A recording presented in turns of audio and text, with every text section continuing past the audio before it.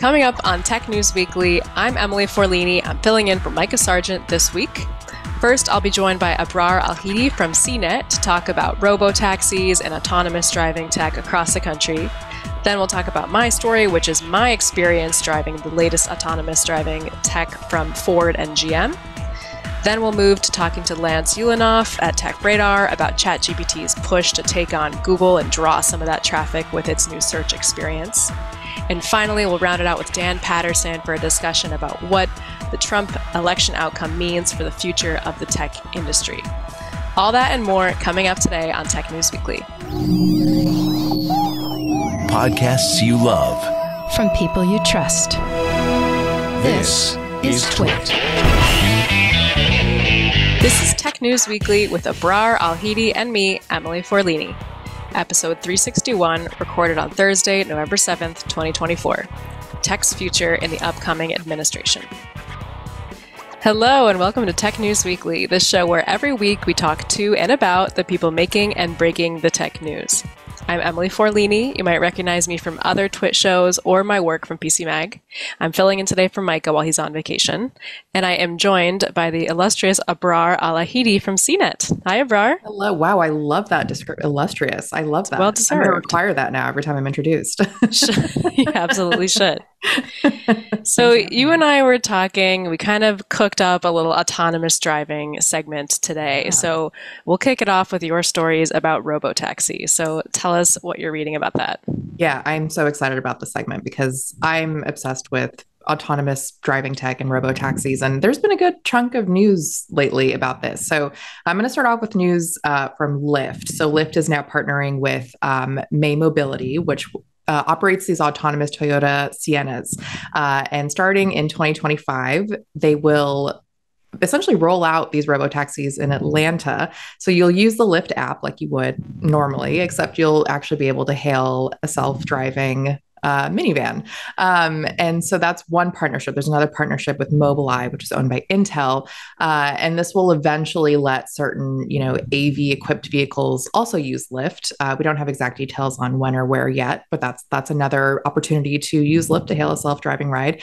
And then there's a data sharing agreement with Nexar, which makes these smart dash cams, and essentially whatever data they gather, they'll kind of work with Lyft to share that data with OEMs and AV companies, which will eventually improve autonomous tech. So just really interesting because, we already know that Uber has some partnerships with self-driving companies, including Waymo, which is kind of one of the biggest names, especially if you live in places like the San Francisco Bay Area, where we see these things all the time, like it's just normal.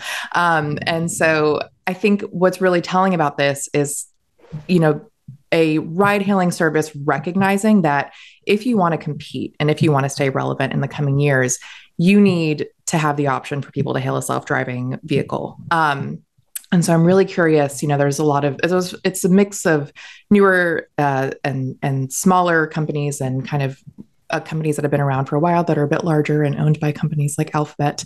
And so yeah, I don't know. Is that something you think you would ever use if you're hailing an Uber or Lyft? I want to start with the question of, have you taken something like a Waymo before or a cruise vehicle back when that was an option? And is that something that you would actually use Uber or Lyft to hail?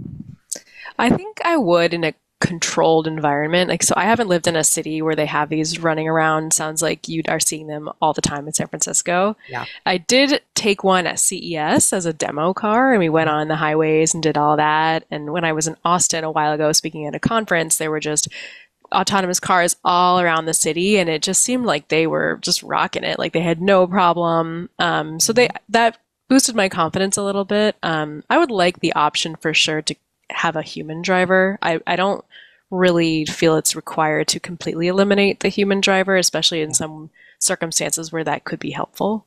Yeah. I don't know. Are you taking them? I would actually take Waymo more if it was a little bit more affordable, but it always costs more than hailing an Uber or Lyft. Really? I didn't know that. And I think it's because it's the early days, right? I think once they have more vehicles available, once they kind of, smooth out the process, I had to wait once for like 20 minutes, 25 minutes for a Waymo to come to me.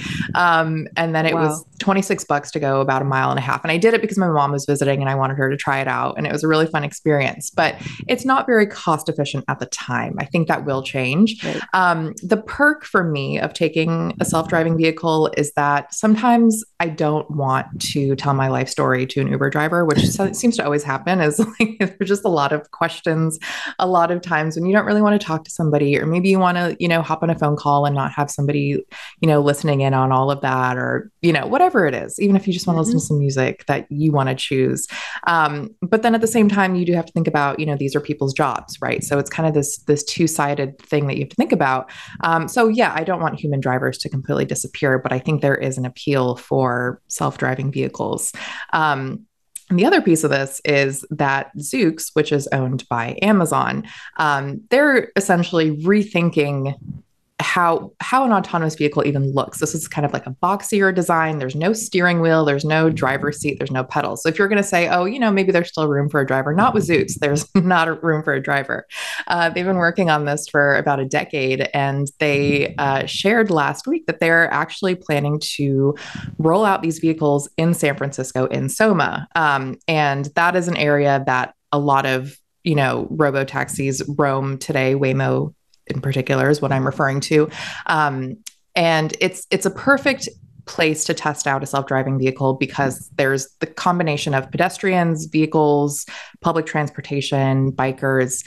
And if a robotaxi can make it in Soma, I think it can make it just about anywhere. So we don't know exactly when this will be coming in the San Francisco area. It'll start in Soma and then eventually expand, but it should be in the coming weeks that we'll see these on the road. And then also they'll be driving down the Las Vegas Strip. So then how do you feel about that, Emily? How do you feel about being in a vehicle where there's no opportunity for you to take the wheel if you want to? Well, I'm wondering about the legal clearance for that, because I know there's, I guess, 6 levels of autonomy, 0 up to 5. And then there's only a certain clearance, and it's done by on the state level. And that's why it's a big deal that Elon Musk and Tesla actually doesn't have clearance to operate its robotaxis, whereas these companies are. So it seems to me like the name of the game is legalities and what can you launch and where, and if there's a driver in there or not. I don't know, but did Zoox mention anything about like how they got the clearance to operate this kind of vehicle? Yeah, when they're asked about that, they essentially say that they've worked with regulators kind of from day one. They say they've, they've checked all the boxes for FMVSS, which is essentially the standard to make sure that your vehicle is able to drive on public roads, on open public roads. Got it. And so they've done, a lot of this. They've gotten a lot of the clearance that they essentially need at this point to go ahead and hit the roads. And they've already been testing in Vegas. They've been operating these robo-taxis in Vegas and in Foster City, California. It's just only employees are able to ride in them. So at this point, what the big step is that very soon they will be welcoming public riders. I actually did get to try it out in Vegas a couple of weeks ago. Story coming on that, stay tuned. But it was a really interesting experience. And the inside of the vehicle, you have essentially 2 seats on each side. They kind of face the middle. If you've ever been in like a London black cab, imagine that kind of interior, except it drives itself. Just like small little detail there. But it was surprisingly not scary. And we went up to 45 miles an hour. It felt secure. And you're just driving this little pod. So wow, you might be one of the first people. I think, for me, you were the first person I've talked to who's actually been in one of those with no steering wheel on the road. Yeah, it was quite an honor, and I was very persistent, and it worked. So good for you. Thank you. So I'm excited to kind of share more about that as that piece comes out. But yeah, it was. I mean, I'm curious how people react to it. I don't know. I feel like you might have seen stories about, vandalism towards other robo-taxis. And I wonder if there's something that looks this futuristic, how will people react to that? Right. Yeah, I mean, I'm not afraid of the tech. I think what you said about it being more expensive is almost more important to me. And especially if there could be issues. Like we wrote a couple articles on PC Mag of one where there was a woman in the car and a pedestrian kind of came up and stopped the car and was like catcalling her basically. So kind of harassing her from inside the car. And it's like, there's nothing you can do about that. There was another one on Halloween night where someone tried to break into the car. And someone was in there and like took out a knife, and there's no recourse for that. So if it's at the point where society is uncomfortable with these cars and people are acting very strangely around them and it's costing me more money, I'll probably do it one time for the novelty, talk about it on a podcast or whatever, and then just like continue to take regular Ubers. Yeah. And I think a lot of people are in the same boat as you, at least at this point, right? I think the selling point so far has been, oh, you have privacy and you have autonomy, and that's great. But cost is a big factor, like you mentioned. And maybe it is a matter of, greater familiarity. And there is obviously at this point in time, a huge novelty element to this, right? Oh my gosh, the vehicle drives itself. But then what happens when the novelty wears off? That could actually be a good thing, right? Because it's less a kind of like a gimmick and more of like, oh, this is what I do. This is my routine. I like to go in this vehicle and be by myself and do this thing. But yeah, really fascinated with how much this is ramping up and how many vehicles, how many companies kind of want a piece of this seemingly pretty lucrative pie. And also, I'd like to mention that it's going to take a very long time for companies to make their money back, right? So Waymo is owned by Alphabet, which obviously has a lot of money. Zoox is owned by Amazon, which obviously has a lot of money. They are pouring so many resources into this, and they know that, it'll take a few years before they make that money back, but they see that there is a market and that there is interest, and we're just going to have to see if that's true. I agree. What I would like is I would like a separate lane for the autonomous cars because that would reduce traffic. Which is really the major benefit. Like, if I'm in an autonomous car or when we're humans driving, if I'm still in traffic, I'm in traffic, and that's the worst part about driving. That's very true. I mean, autonomous trucks should have a separate lane, and so should these cars. And then I feel like we're really offering something new. But I would also like to add that if you are driving behind an autonomous vehicle, guess what? It's going to go the speed limit. So you're going to go the speed limit too, which means it'll probably slow things down. I'm not saying it's a bad thing, just heads up, It just all the cars just start driving the speed limit. What a concept. Everyone's actually slower. Yeah, exactly. Yeah. All right, cool. We're going to continue this discussion in a minute with my story about autonomous cars that we can drive that's out right now. But first, we're going to take a quick break for a message from Mikah. I know you're enjoying the show, but we're going to take a quick break. Thank you, Emily, for filling in for me this week. This episode of Tech News Weekly is brought to you by 1Password. I love this question because I already know the answer to it. Do your end users always work on company-owned devices and IT-approved apps? Yeah, I didn't think so. So how in the world do you keep your company's data safe when it's sitting on all of those unmanaged apps and devices? Well, with 1Password's solution, it's Extended Access Management. 1Password Extended Access Management helps you secure every sign-on for every app on every device because it solves the problems that traditional IAM and MDM simply can't touch. If you think of your company's security kind of like the quad of a college campus, you see these nice brick paths that run between the buildings. Those, in this metaphor, are the company-owned devices, those IT-approved apps and the managed employee identities. But then there are the paths that people actually use. The stuff that runs between those shortcuts that are worn through the grass to the actual straightest line from point A to point B. Those are the unmanaged devices, the shadow IT apps, and the non-employee identities like contractors. Now, most security tools only work on those happy brick paths, this stuff that's managed by IT, but frankly, a lot of those security problems take place on the shortcuts. That is where 1Password Extended Access Management comes in. It's the first security solution that brings all of these unmanaged devices and apps and identities under your control. It makes sure that every user credential is strong and protected, every device is known and healthy, and every app is visible. It's security for the way we actually work today. And by the way, it's now generally available to companies with Okta and Microsoft Entra and in beta for Google Workspace customers. You can check it out at onepassword.com/twit. That's 1PASSWORD.com/twit. All right, let's get back to the show. All right, thank you, Mikah. So we're going to continue this autonomous driving conversation with my latest experiments in autonomous driving, which is the two systems I used from Ford and GM. So they, like Tesla, make what's called a level 2 self-driving product where you can not touch the steering wheel at all. So this isn't like smart cruise control or lane keeping. This is like you are sitting back and you're not touching the steering wheel and you're just looking around. I mean, you have to keep your eyes on the road. It's called retina tracking, so they make sure that you're looking forward. I thought this was just amazing. It was kind of an out-of-body experience for me to be able to just do this independently. I mean, I got these cars for free just as a press loan, but just that someone gave me a car and I was cruising down the highway at 70 miles per hour without my hands on the wheel for 40, 50 minutes at a time was just insane.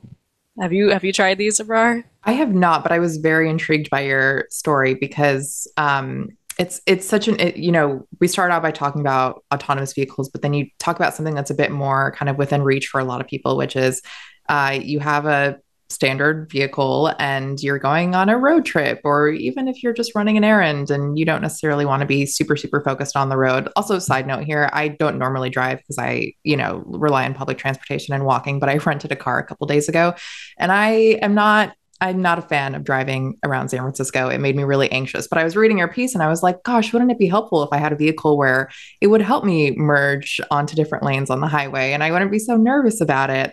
So I was really intrigued by this. And I was also really intrigued by your perspective about how it can kind of get boring because you're kind of in this weird in between, right? Where you're not fully taking control of everything. But like you mentioned, you can't just like text your friends, which is good. Exactly. So I was fascinated by that as well. And how you managed to, does that make you kind of like imagine if you're already like sleepy or something, do you think that could be something that you have to think about? Like, it was such an interesting, like the first feeling you have is just novelty. So and then it gets to the boring, but I'll start with the novelty part and just how you get started. So you get in the car, you have to get to a highway. It has to be an eligible highway. So that means that something blinks on the dash that says you can turn it on here. And from what I can gather, it has to be, multiple lane with like solid dividers between. And there also can't be too many lights. I live in New Jersey where there's highways that have lights, which is a bizarre thing. Yeah. You can't be near any lights. Yeah. Yeah.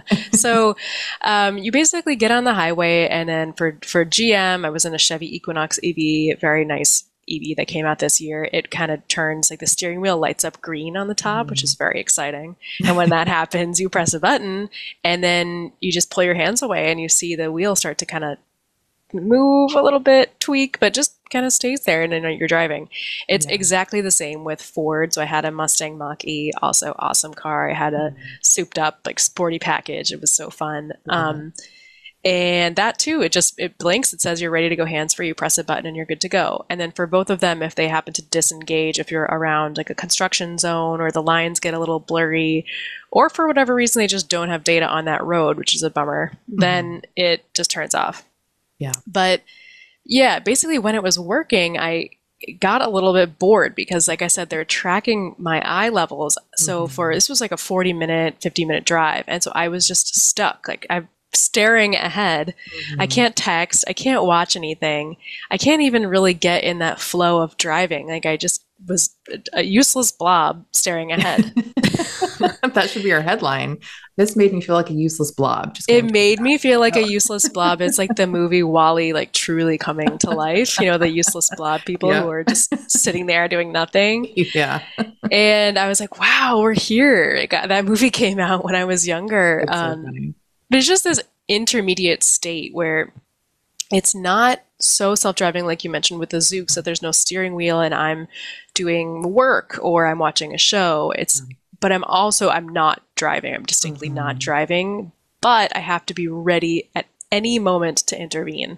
Yeah, that's what I wonder about technologies like this and Tesla's, self-driving, which is not full self-driving as we know, but it's helpful to have that assistance, but because it's not at a level where you can actually just kind of let go and do what you need to do and, just take your attention away from driving, I wonder what the marketing pitch is for that, because it obviously sounds really cool and it sounds really helpful, especially if you don't, again, want to be worried about merging into the right lane at the right time and all of that. But if you are on those long haul drives, I wonder if people will kind of see past kind of that shining pitch of like, look how helpful this can be, because they still have to pay attention. I think that eye tracking is just so interesting too. Yes, because they have to pay attention. Yeah. And that's, kind of a requirement because we've seen Tesla get in a lot of trouble about, its self-driving kind of Right. doing a little too much and people not paying attention. And they've Right. kind of rolled out measures to make sure people are actually paying a bit more attention. But you're walking this weird line between making sure you have all the safety measures, but then also deploying tech that is designed to help people relax, but maybe they're not relaxing as much as they could be, right? So what do you do with that level of autonomy? I found that it was, in a sense, less relaxing because I don't have the muscle I just didn't have the technique. It was like I wasn't an operator of the vehicle. I was like a remote supervisor, but I don't know, everything could go up in flames at any moment. Yeah. That doesn't sound very relaxing, no. So it was like a low level constant stress where I wanted to enjoy not driving, but I also had to focus on not having the worst driving disaster of like my life because I'm not paying attention. So I did find actually that it was tough to stay engaged, and it was it was kind of difficult. But maybe if I had the car and, I had a commute and I knew that the Ford or the Chevy or the Tesla could work on the roads to my commute, I did it every day. Maybe I would just get better at this like remote operator role. But I really thought it was something just new, just a new skill, a new relationship to the car, to the road, to everyone around you. Yeah. And interesting. And I wonder if when you were driving these, were you by yourself? I was with my husband for most of the time, but also on the long trip, I was by myself. And I was like, who can I call? Like, can I get a text out? Like, can I just take these, you have 5 or 6 seconds before it blinks at you and it will disengage if you look away. Like, do I have enough time to like pull up a podcast? I was like, what can I do? Isn't that so interesting that you have to pay more attention in this vehicle and with this technology than you would with a vehicle where you're fully operating? I feel like maybe we should have some more of that in standard vehicles, but right. It's a good thing. It's a good thing. It's but the boringness comes not from the responsibility, it's from the true lack of an activity. Yes. Like usually driving, you're engaged. Oh yeah. And right? that's why I asked if you were by yourself, because I feel like the times when I get most stressed about driving and where I wish I had maybe some assistive tech like this is when there are other people in the vehicle and you're kind of conversing with them, or you're trying to like, I don't know, multitask. And I don't want to say multitask, but like in a safe way, just kind of engage with people, but also drive. And so I wonder if you had a technology like this, if it would be most helpful when you are kind of trying to walk that line between like, oh, let me chat with my friends or whoever's in the vehicle with me, and then also make sure that the vehicle is doing what it needs to do, and that it'll, yell at me if I'm not paying attention. Right. And the merging, which can be stressful if there's a lot of people in the car. And I have this phobia that like the death of me is going to happen when I'm merging. Like I just always think that something is going to go wrong because there's blind spots, and my current car is not super advanced or anything. It's a little bit older. Yeah. But I kind of, maybe merging is a lot easier than we thought, because these cars were just doing it like just so easily. It just seemed like no sweat at all. They just wait till they have an opening and then they just do it and it's done in a second. Yeah. No, absolutely. I'm always really impressed. I think I'm still obviously recovering from my highway journey in the past couple of days, because I really it's amazing to me. I think if you do it regularly, you kind of just own the roads. But if you're in a place where you don't really know the roads very well and the highways very well, and you don't know which exits to take, it can be very overwhelming. And so I think there is a place for this in that way. But then we just got to figure out, I need a follow-up from you about how to stay engaged when you are operating this vehicle. Yeah, things that you can do. Code. Yes. Right. And I don't know, because there's a lot of different types of drivers. Like for someone who hates driving and doesn't find it fun or engaging, they might really like this. Yeah. Then there's all the way on the other spectrum of someone who's, still really committed to having a stick shift car, really wants to feel the vehicle, really wants to be engaged in the activity of driving. Yeah. I think all the types of people would respond very differently to this product. Yeah, I think you bring up a great point. I think for a lot of people, there's a thrill in, what vehicle they're driving and how it operates and how they're operating it. And I think they look at this and they think, why would I want that? Like, why? Yeah, why is that appealing? Exactly. Yeah, it's either all or nothing. Like either you're driving or you're not. And so right now we're just at that point where we are in the middle. And there's such a small fraction of people that are doing this, because you need to have a car that supports it. So I was driving, new electric vehicles, and that right there, very small segment. Yeah. And then also of those people, another tiny slice are paying for the autonomy feature. Yes. And These ones with Ford and Chevy are about half the price as Tesla. So Tesla is at, I think it's $99 a month, and Ford and Chevy have lower plans per month and all kinds of payment plans. Yeah.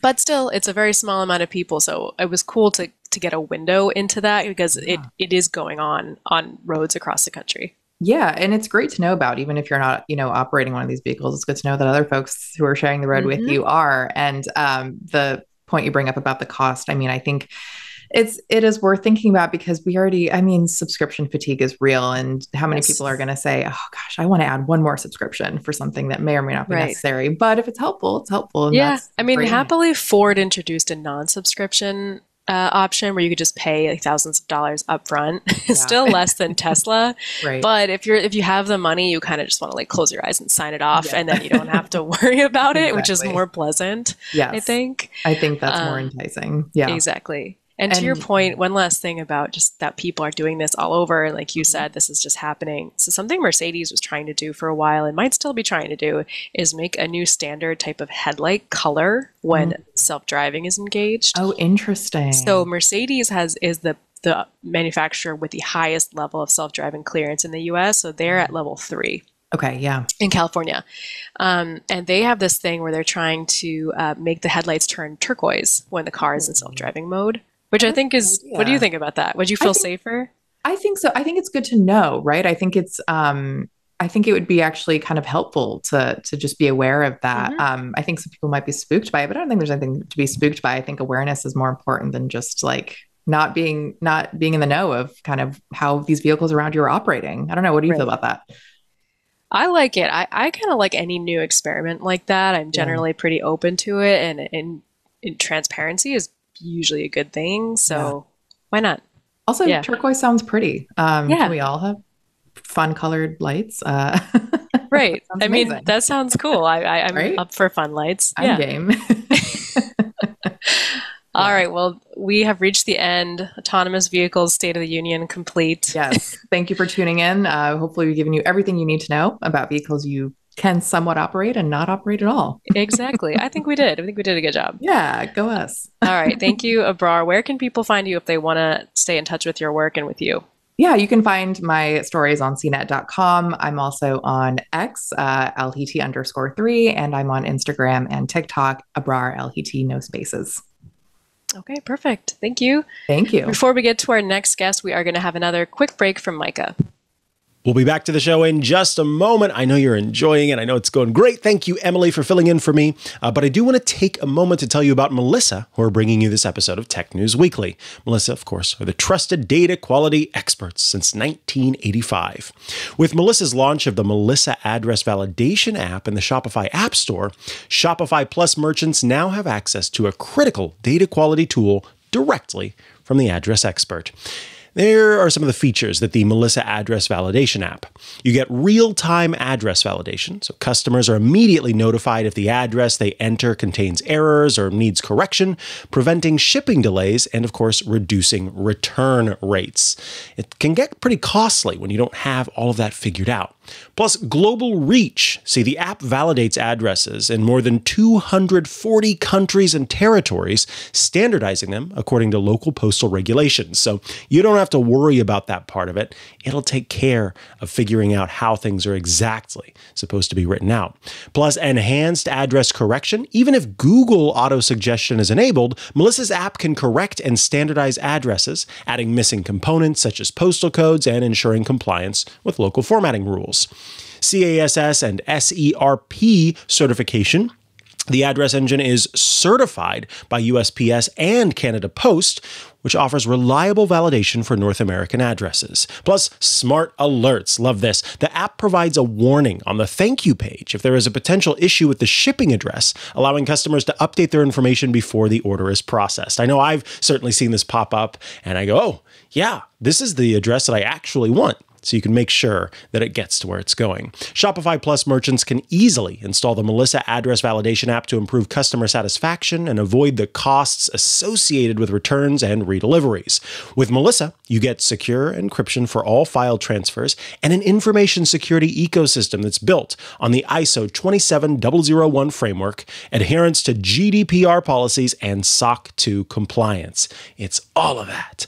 Get started today with 1,000 records cleaned for free at melissa.com/twit. That's melissa.com/twit. And we thank Melissa for sponsoring this week's episode of Tech News Weekly. Let's get back to it.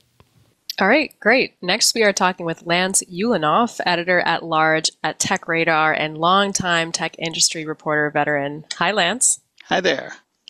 I'm excited to talk to you. So you tried out ChatGPT Search, and you wrote a piece and claimed you may never Google again.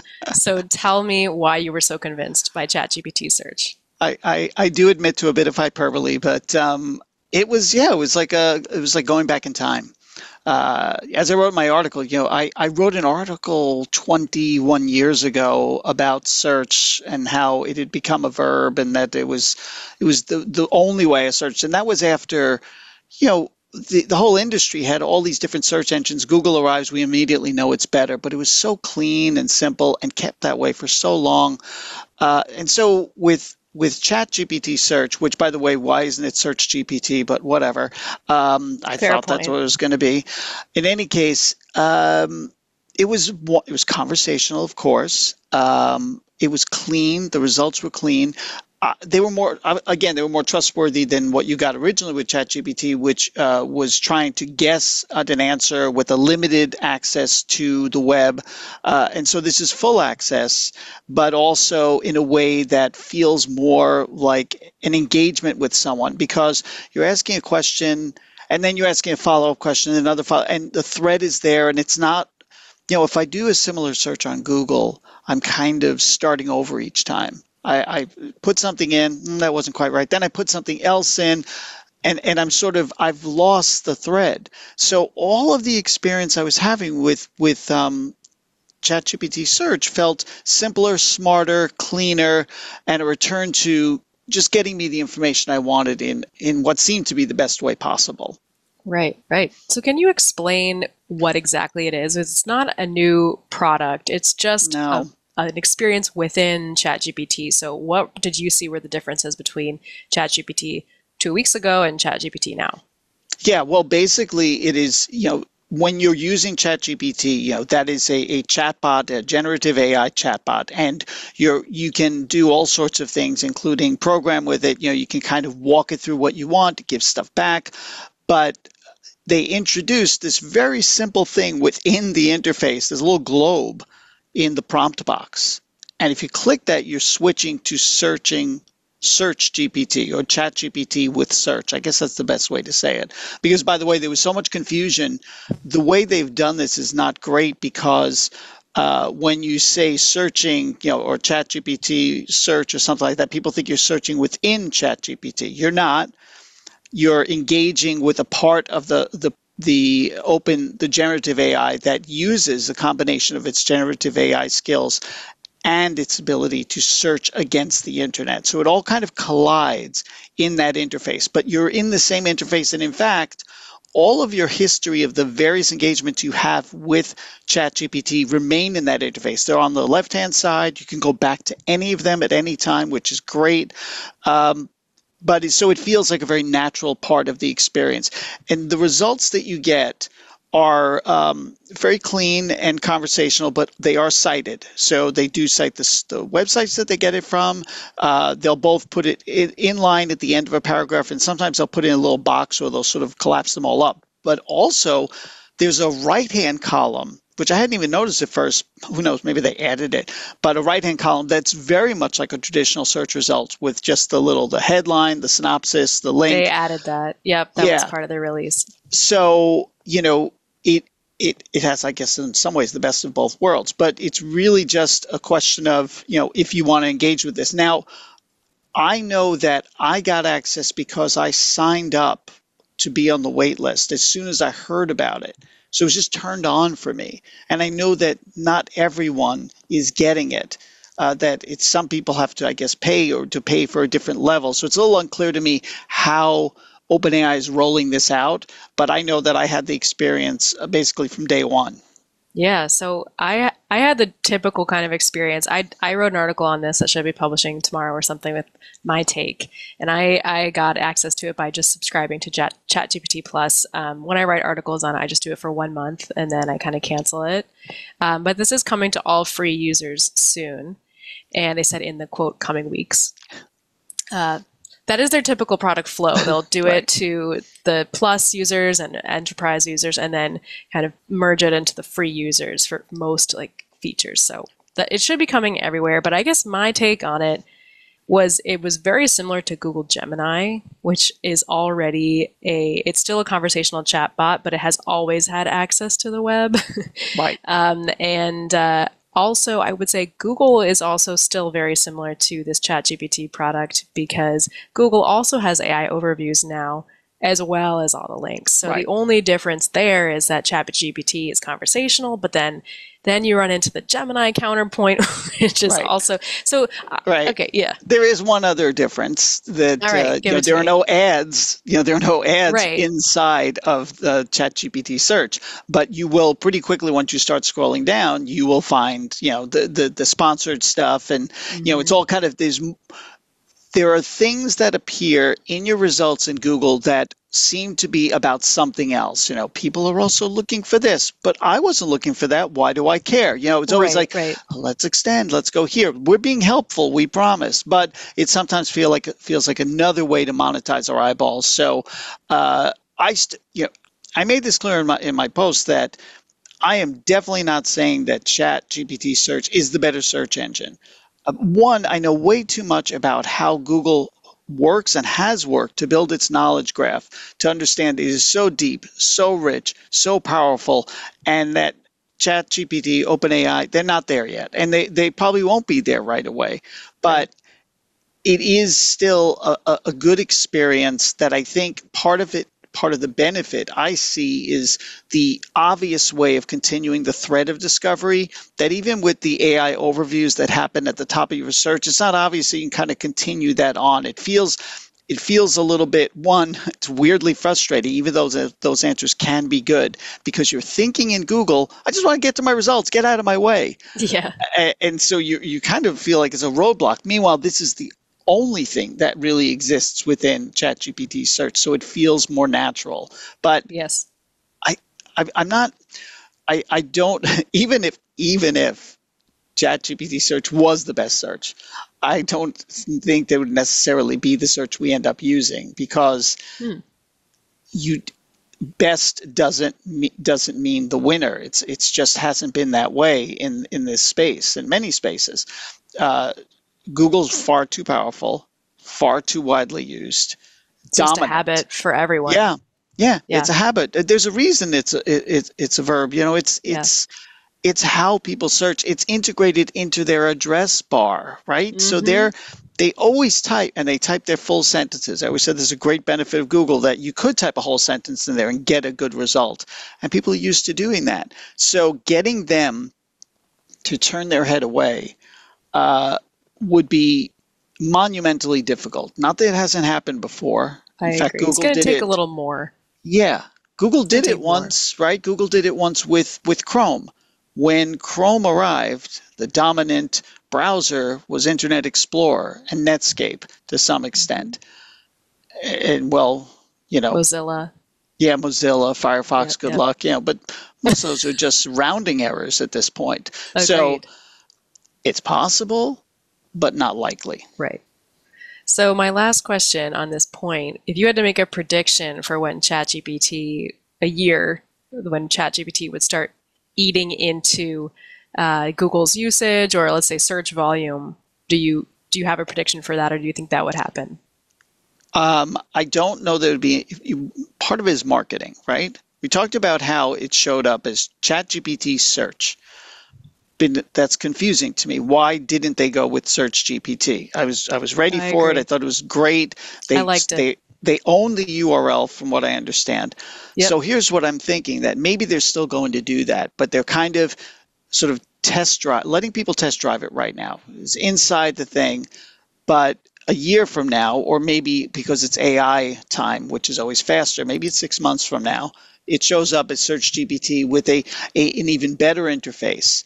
And then they work with their partners to get it put into more places. Maybe they work with some OEMs to have it, resident on new computers. Maybe they work with their new friend Apple and get it integrated in some way at a platform level there, or the app to show up on iPhone. So there's a lot of different opportunities that they can pursue. If they pursue any of them, that changes the game.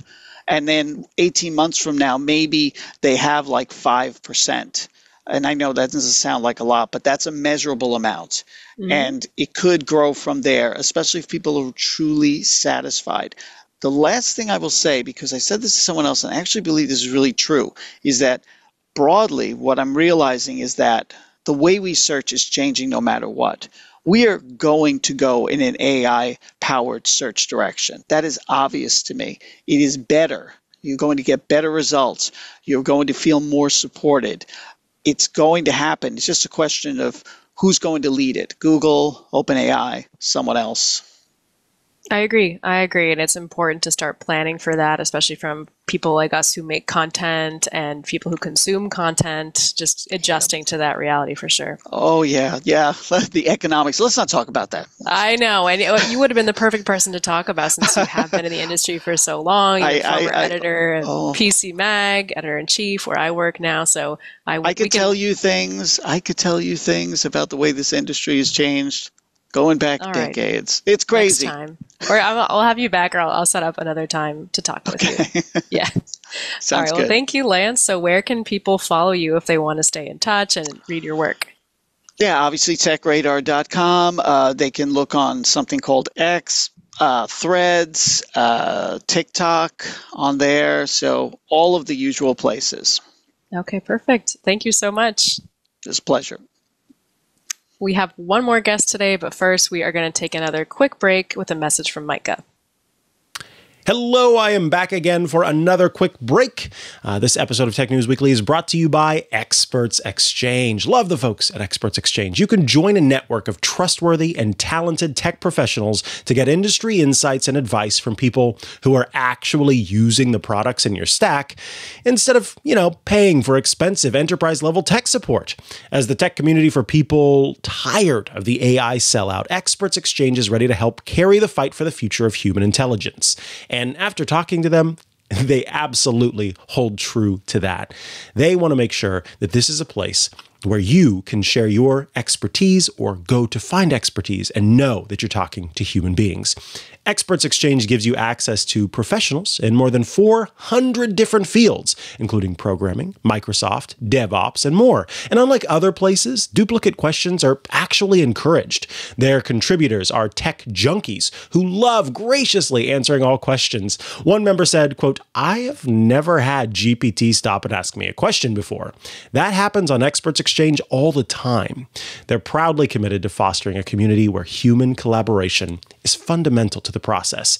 Their expert directory is full of experts to help you find what you need. Other platforms betray their contributors. If you go and you put in the work of being a contributor, and then you see that they sell the content to train AI models, yeah, that's no good. Experts Exchange doesn't do that. Your privacy, not for sale. They stand against the betrayal of contributors worldwide, have never and will never sell your data, content, or likeness. They block and strictly prohibit AI companies from scraping content from the site to train LLMs, and the moderators strictly forbid the direct use of LLM content in threads. The supreme reward for attaining expertise is, of course, the fulfillment of passing your knowledge on to help someone in need. Experts deserve a place where they can confidently share their knowledge without worrying about a corporation stealing it to increase shareholder value. And of course, we humans, humanity, deserves a safe haven from AI. So join Experts Exchange today and get this, you get 90 days free with no credit card required by visiting e-e.com/twit to learn more. That's e-e.com/twit to learn more. Thank you, Experts Exchange, for sponsoring this week's episode of Tech News Weekly. Now back to the show. All right. Next, we're here with Dan Patterson, Director of Content at Blackbird AI. He wrote a piece for ZDNet about how this election that has been taking up so much of our time this week is going to affect the tech industry. Welcome, Dan. Hey, it's great to see you both. All right. So we want to get in. Obviously, Trump won. And we're just going to talk a little bit about what he has said about tech. We are going to probably try to stay away from making all things Elon Musk. I think we'll just try it out, just kind of remove him from the conversation a little bit, even though he certainly is a big tech influence. We're going to focus on Trump, what he has said, what he is planning to do, and what we know about that. So I'll kick it off to you. Tell me some of the big things that we should expect from him. Hi, well, it's great to be with both of you. Thanks for having me. And just a little context. I am not a Democrat or a Republican, and we're not talking about the partisanship. I know all of your listeners are familiar with that. And in fact, that's one of the things I love about the Twit Network is that we can focus on the technology and the policies and not so much the horse race.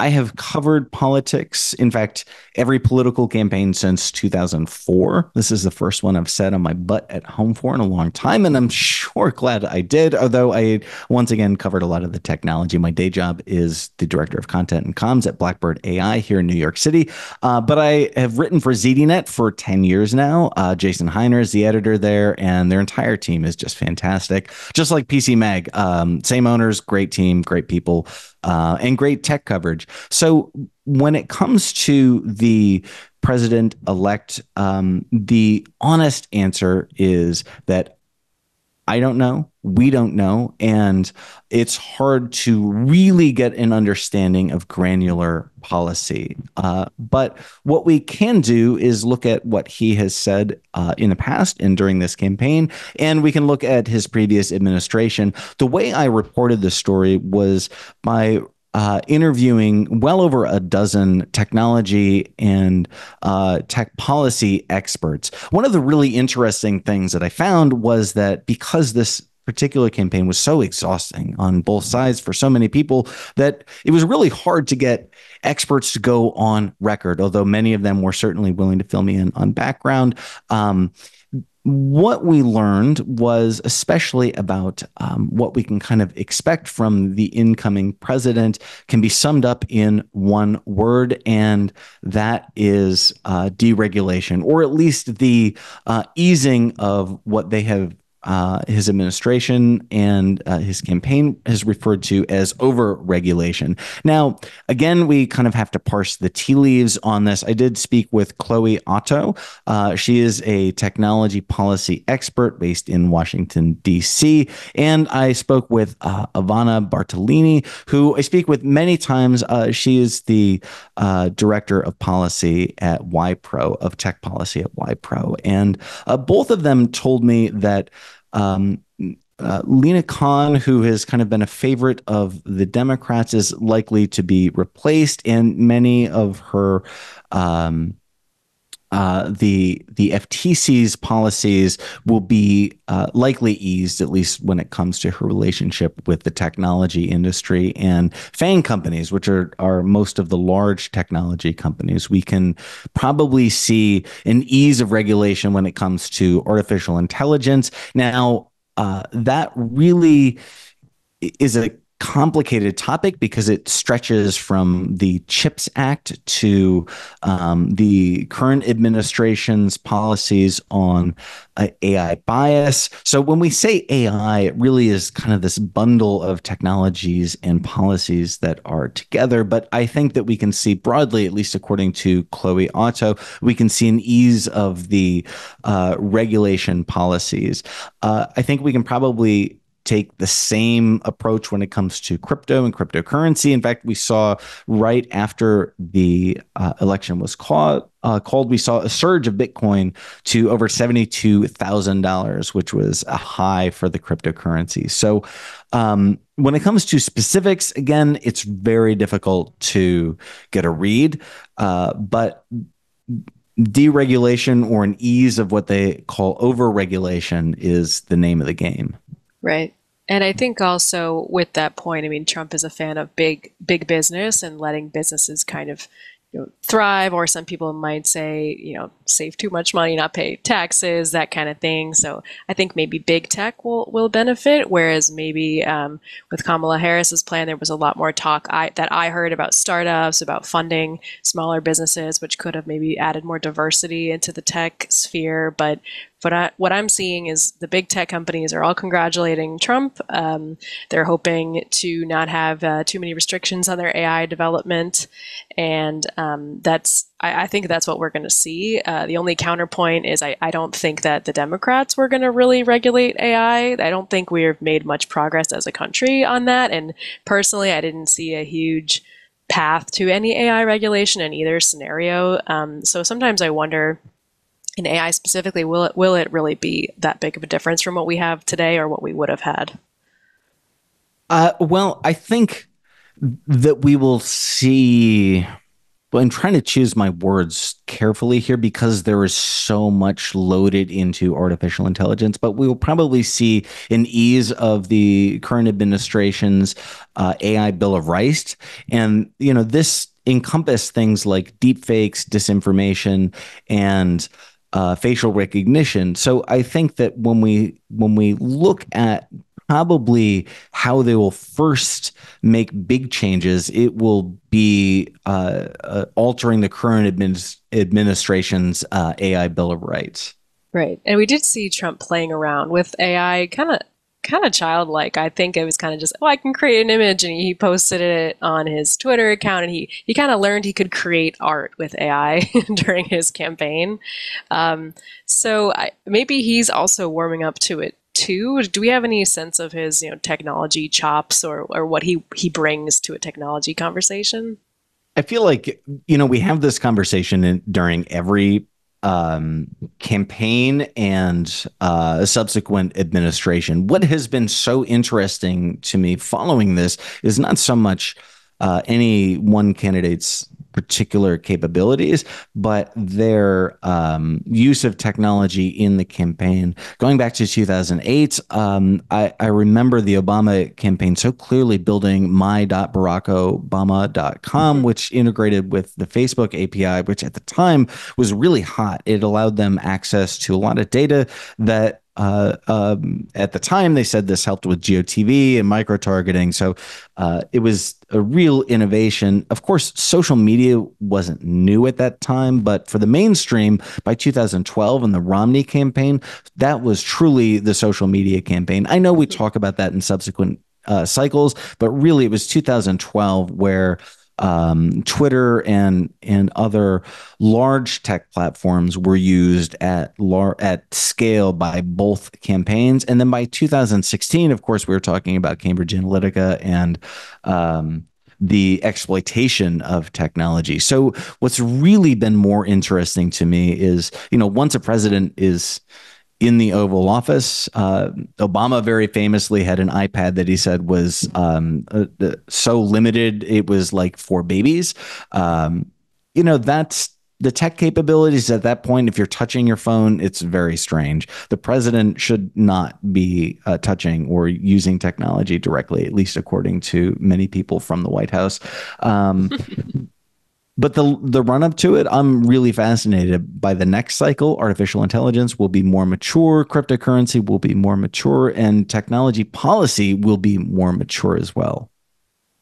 Yeah, I mean, that's a great history going up to kind of where we are today, and raises a lot of questions about how Trump will use technology, not just in his campaign, just to run the country. So we'll definitely get into that. We're going to take a very quick break. We have just one last message from Mikah. Alrighty, one more quick break here on Tech News Weekly. I want to tell you about US Cloud, who are bringing you this episode. US Cloud is the #1 Microsoft Unified Support replacement. US Cloud, it's the global leader in third-party Microsoft enterprise support, supporting 50 of the Fortune 500. Switching to US Cloud can save your business 30% to 50% on a true comparable replacement for Microsoft Unified Support. And that can add up to quite a bit of money. US Cloud supports the entire Microsoft stack, and they do it 24/7, 365. They respond faster, and they resolve tickets quicker for clients all around the world. And I love this, you always talk to real humans. You can check out the proven track record, including expert-level engineers with an average of 14.9 years. And that's for break fix or DSE. 100% domestic teams, so your data never leaves the US. Financially backed SLAs on response time, and initial ticket response averages under 4 minutes. For those of you who reach out to these support teams regularly, you know those numbers are wild. They are awesome. In 2023, 94% of US Cloud's clients reported saving 1/3 or more when switching from Microsoft Unified Support to US Cloud. From Fortune 500 companies and large health systems to major financial institutions and, yes, even federal agencies, US Cloud ensures that vital Microsoft systems are working for more than 6 million users globally every day. Big brands trust US Cloud, including Caterpillar, HP, Aflac, Dun & Bradstreet, Under Armour, and KeyBank. And yes, even the IT folks at Gartner have chosen US Cloud for their Microsoft support needs. A director of information technology says, quote, and within an hour, US Cloud responded with, I want to say, 4 engineers. So not only did they bring the right guys to the call, but they brought the cavalry. I just felt like, wow, that was amazing. That was unlike anything I had experienced with Microsoft in my 8 years of being with Premier. We made the right choice. When it comes to compliance, no one gets it more than US Cloud. ISO, GDPR, ESG compliance, they're not just regulatory requirements, they're actual strategic imperatives that drive operational efficiency, legal compliance, risk management, and corporate reputation. These standards foster trust, they foster loyalty among customers and stakeholders, they attract investment, and they ensure long-term sustainability and success in a competitive global market. So, visit uscloud.com, book a call today to find out how much your team can save. That's uscloud.com to book a call today and get faster Microsoft support for less. Thank you, US Cloud, for sponsoring this week's episode of Tech News Weekly. Emily, take it away. All right. Thank you, remote vacation status, Mikah. We are back with Dan. We are talking about Trump and how his administration could shape the future of the tech industry. So Dan, I know we don't want to, it's hard to know exactly what he's going to do, but if you had to bet on one area where we would see some changes in terms of tech from him, what do you think that would be? Well, typically my answer here is, like we said at the top of the segment, it is regulation. But when it comes to technology, hard technology, I think that facial recognition is something I'm paying attention to. I don't know what will change, but I think that when it comes to the Biden administration's policies are pretty clear, enumerated in the AI Bill of Rights. And I'm just so fascinated to see how this technology, which is changing so quickly and facial recognition is becoming so much better so quickly. I wonder the not just business opportunities, but how we might see policy changes related to that and all the ancillary technologies. I work for a technology company that seeks out deepfakes and disinformation. So one reason I'm very interested in this is that I would kind of like to see how fast realistic AI is able to mimic or at least be used as a cyber attack or as some sort of disruptive technology. So when I say I want to see how they change their policies, I think related to cybersecurity as well. But I don't have a great answer for you, Right. but this is something that kind of piques my curiosity. Yeah, I hadn't thought about facial recognition specifically. I do know that's enumerated in also the EU AI Act, and That's right. Yeah. it's been something that's been focused on elsewhere, either maybe in China being an extreme example, using it in every subway, every street corner, cameras everywhere, logging what people's faces look like. Then maybe Europe being on the opposite end of the spectrum, saying, it's illegal to record someone's face in public without them knowing. So what are you thinking about when it comes to facial recognition in the US? Actually, I think a lot about consumers.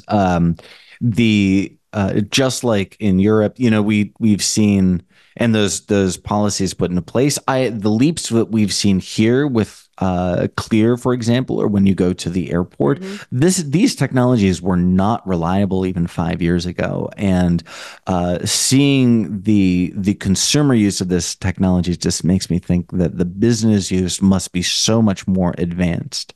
Right, right.